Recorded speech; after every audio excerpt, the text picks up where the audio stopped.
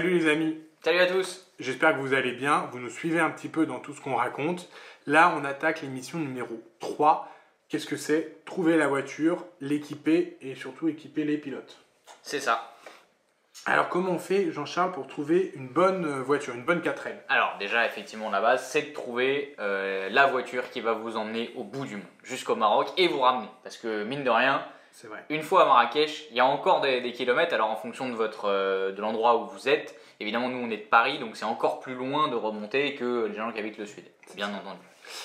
Mais pour trouver la voiture, classique, recherche, le Bon Coin, la centrale, comme toutes les voitures un petit peu, mais il y a certaines différences par rapport aux voitures lambda. Il y a deux choix possibles. Oui, déjà il y a deux choix possibles, tu as raison.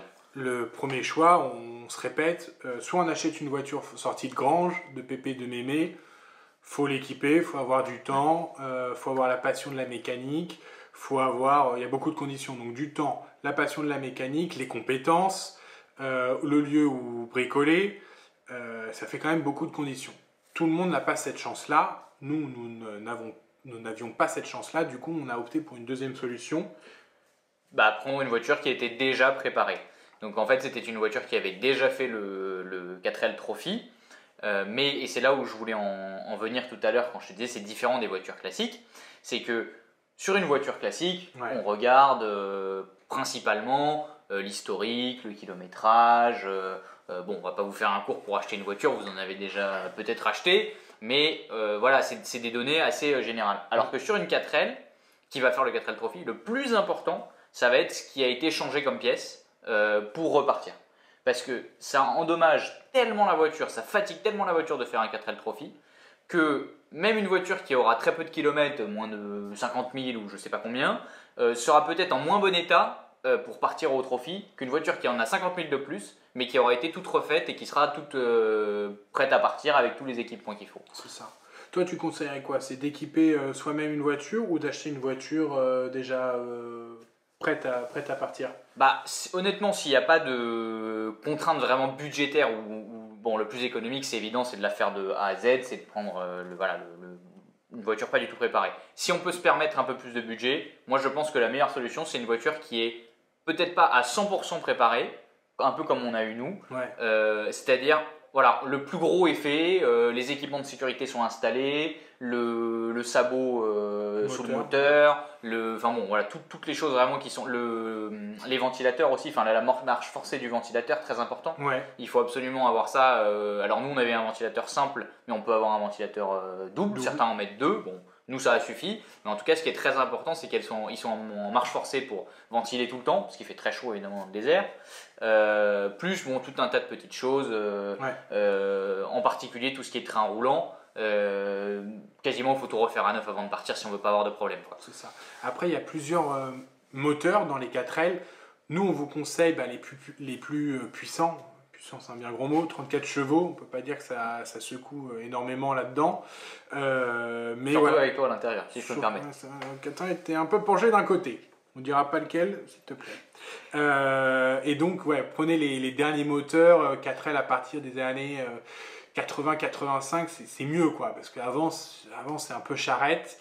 Surtout qu'on a tendance à un peu oublier quand on prépare le trophy. On pense évidemment à ce qu'on va faire dans le désert, à la piste, etc. Où on se dit, bon, finalement, 34 chevaux, pas 34 chevaux. Je ne sais plus combien font les autres, mais un peu moins. Ça ne paraît pas énorme. Mais il y a une vraie différence. C'est sur l'autoroute. Et en fait, l'autoroute, on en a bouffé beaucoup. Et donc, la vitesse de pointe, où nous, on roulait tranquillement entre 100 110 à peu près km/h. 110 ça secouait. Alors ceux de 110 c'était mais 100 c'était tranquille. 100 était bien, c'était notre vitesse de croisière. Les toutes premières 4L, les premières générations avec le plus petit moteur, ils plafonnaient à 80 et eux ils étaient à fond comme quand nous on était à 110. Et là la différence vous allez la sentir. Après je crois qu'au fur et à mesure des éditions, on retrouve plus ou moins des voitures assez récentes. Donc les premiers modèles sont de plus en plus rares, ce qui est une bonne chose. Après moi je conseillerais également de ne pas prendre une voiture qui a fait trop de trophies. Un trophy c'est bien, pourquoi pas deux? Au-dessus de deux ça commence à être compliqué quand vous allez voir ce que encaisse la voiture, mais c'est inimaginable. Je ne sais pas si une voiture moderne peut encaisser autant Ah bah, moi, de je pense que non, contraintes. hein. Clairement, je pense que non. Impossible. Imaginez-vous que la voiture est à 100% de ses capacités, comme l'a dit Jean-Charles, sur l'autoroute.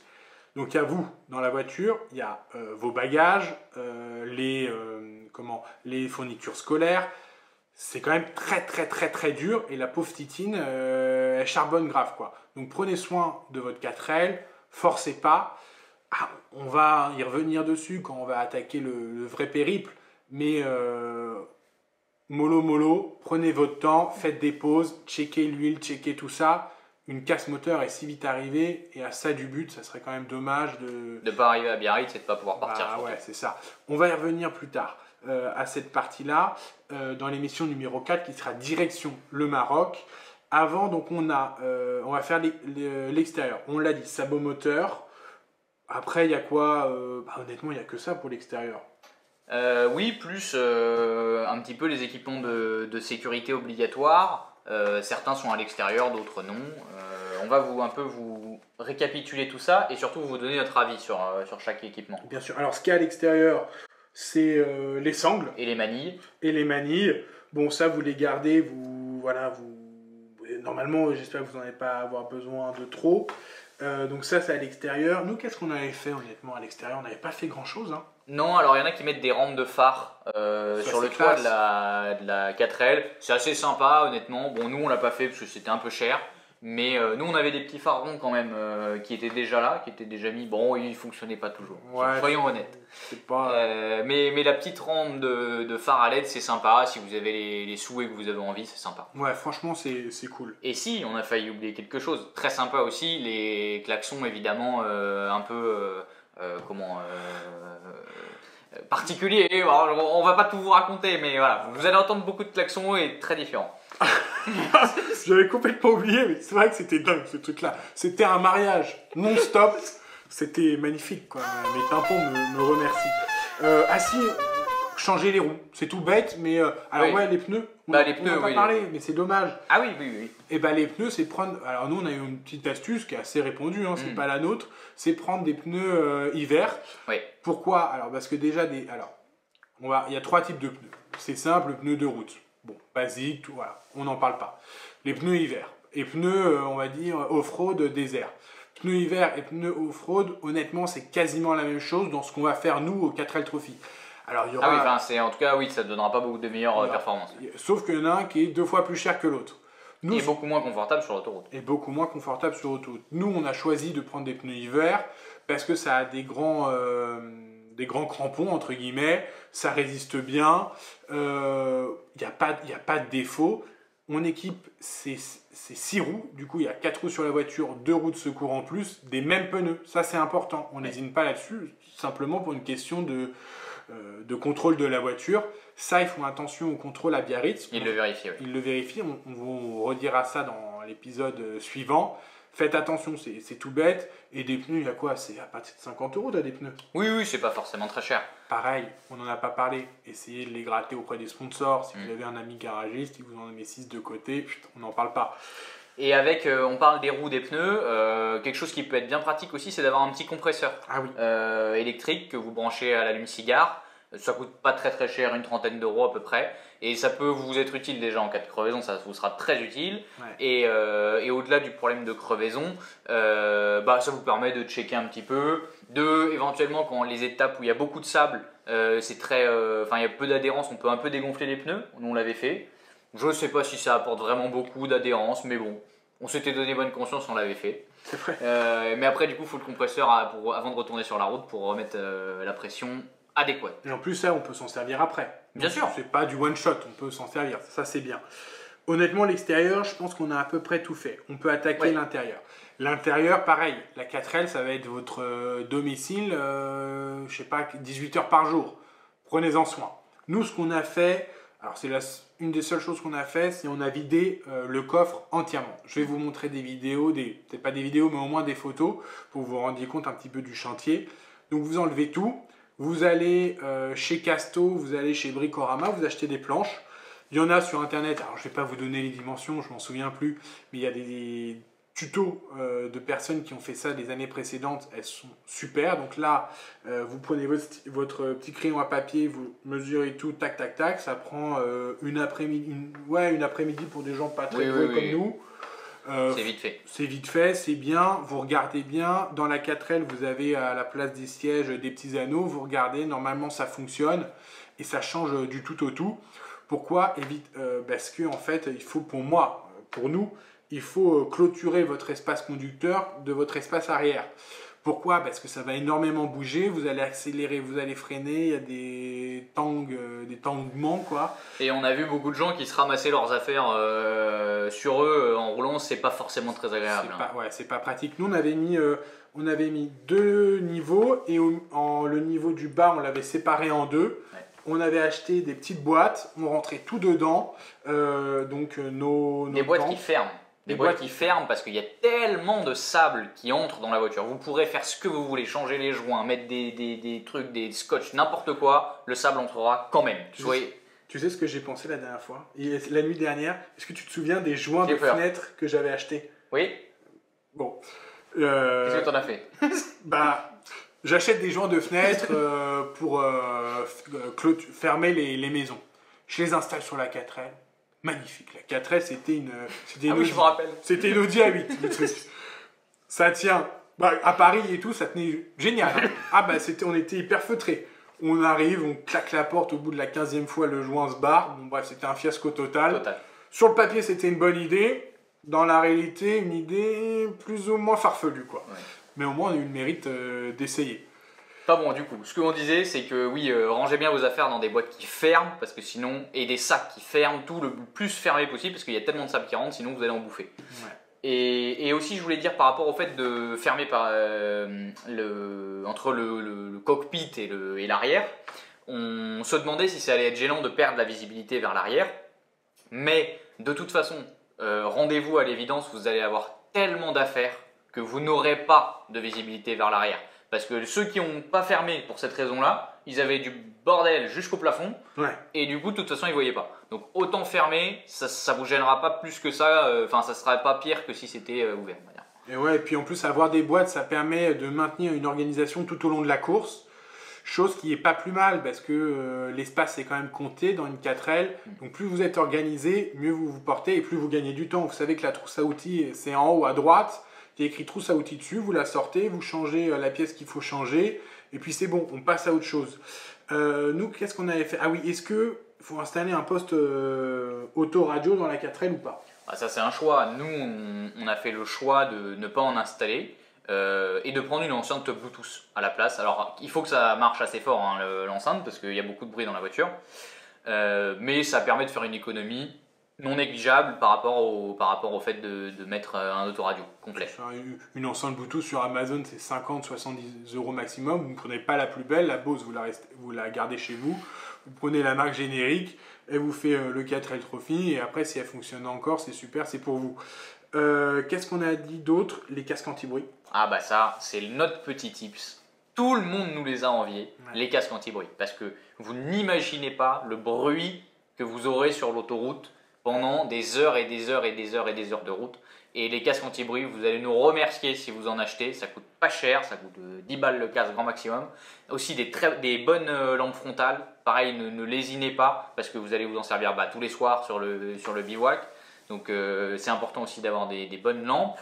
Quoi d'autre? Petit tips aussi. Ouais.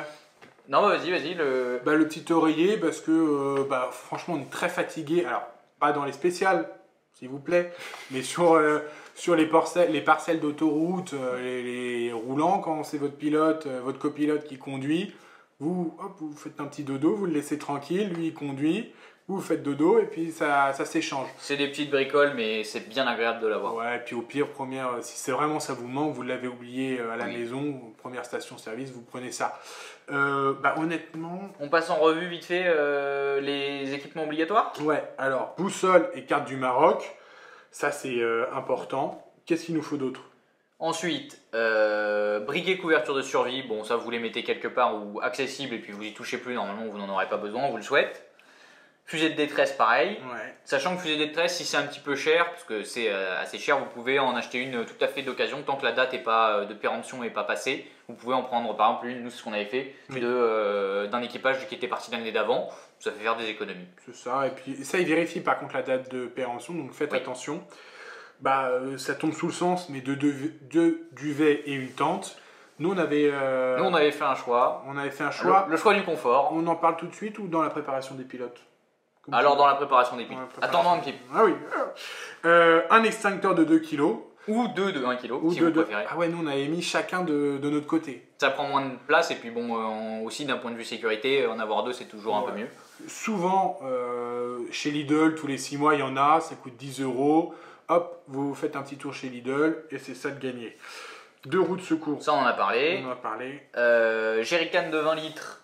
Pareil, si vous voulez, vous coupez en deux jerrycans de 10. Ça sera plus facile à porter, plus facile à utiliser au quotidien. Sachant que on s'en sert quand On s'en sert tous les Et soirs. oui, c'est pas que pour le secours, contrairement à ce qu'on pense. Ouais. Puis moi, je dirais acheter en plastique, s'il vous plaît. Parce que Oui, c'est plus pratique. c'est plus pratique, c'est peut-être plus résistant, je pense. Et puis vous avez directement, donc dans le jerrycan, vous avez le petit robinet, et honnêtement, ça c'est super. Nous, on n'avait pas eu un problème avec un jerrycan, il me semble. Je suis pas sûr. Je m'en rappelle pas, je crois pas. Je sais pas, j'ai un doute. Peut-être.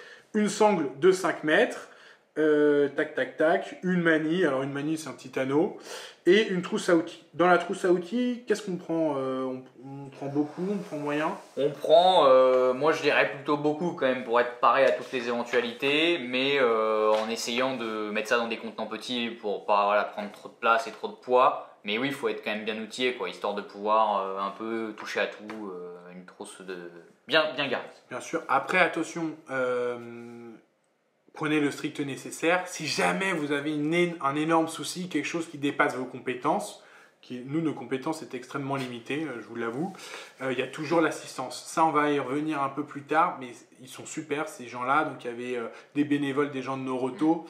Ils vous aident énormément. Dès que ça devient un peu tendu, ils viennent tout de suite vers vous et ils vous aident énormément. Donc, moi, en tout cas, la trousse à outils, je prendrai les quelques outils qui sont nécessaires, mais pas plus, quoi. On va pas prendre un démonte-pneu, par exemple. Oui, non, bien sûr. Et puis au niveau des pièces aussi à emporter, puisqu'on parle de la préparation, ça fait partie des pièces. Bon, faites-vous un petit bagage, une petite boîte avec quand même un peu la base, les courroies, le joint de culasse, bon, quelques trucs qui peuvent lâcher. Mais n'ayez pas trop peur non plus, n'emmenez pas trop de pièces puisque toutes les pièces, quasiment sans exception, sont en vente justement à l'assistance. Alors par contre attention, c'est pas donné, c'est assez cher. Si vous avez une pièce qui casse, ça va vous coûter un peu cher. Mais voilà, en ultime recours, si vous cassez quelque chose, vous trouverez toujours la pièce dont vous avez besoin là-bas. Est-ce que tu te souviens du montant qu'on avait payé au total à l'assistance?